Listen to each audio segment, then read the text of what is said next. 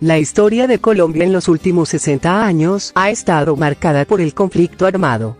En sus inicios, la desigual repartición de la tierra y la falta de espacios para participación política dieron cabida al uso de la violencia y la lucha armada.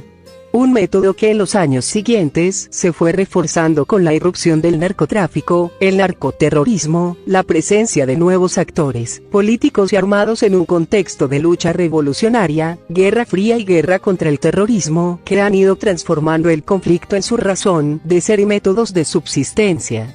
En este contexto, los grupos armados han justificado el uso de la violencia por considerarla el único método para poder transformar la sociedad y con la intención de no permitir cambios considerados como ilegítimos. Así pues, la fractura creada por las desigualdades, el uso de la violencia y la lucha por el poder han marcado las dinámicas sociales y políticas que han tenido lugar en Colombia desde que se instauró la República, hasta el día de hoy, cuando Colombia abre un nuevo capítulo en su historia con los actuales procesos de paz. Periodo la violencia en el siglo XIX. El Partido Conservador y el Partido Liberal de Colombia se institucionalizaron.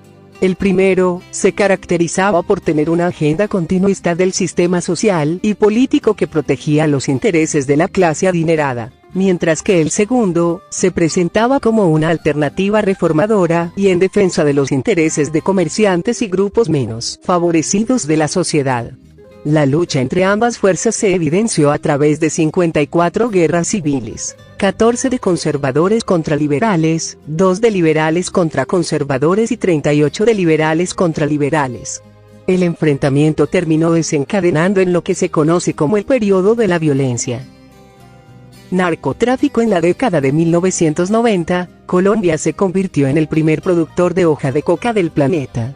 Según Rafael Pardo en su libro La historia de las guerras, entre 1975 y 1995 la estructura del negocio era sencilla. Bolivia y Perú producían el 90% de la hoja de coca y de la pasta y base de coca. Esta se transportaba en pequeños aviones a las selvas colombianas donde se refinaban el 90% de la cocaína del mundo, la cual se vendía a Estados Unidos.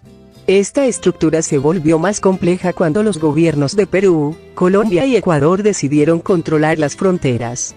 Sin embargo, en el momento en que en Perú y Bolivia apareció un hongo que acabó con el área cultivada, Colombia pasó a controlar también el cultivo. Las FARC-EP cogieron gran parte de las hectáreas de cultivo, lo que provocó que su capacidad militar también se incrementara y pasó a controlar 150.000 hectáreas de cultivos de hoja de coca localizados en 2 millones de hectáreas de selva en el sur del país. El Bogotazo. A inicios del siglo XX los enfrentamientos entre liberales y conservadores, el auge de la violencia, los asesinatos y agresiones estaban a la orden del día. El contexto social y económico en el que se encontraba el país, inflación e impacto de la crisis económica ocasionada por la Segunda Guerra Mundial, fomentó los procesos de radicalización de los movimientos políticos.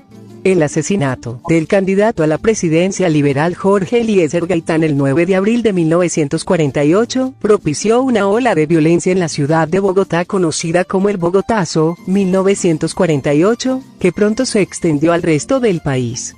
Se produjeron actos violentos, incendios a edificios públicos, destrucción de archivos, asesinatos a funcionarios, asaltos a comercios, atracos a iglesias.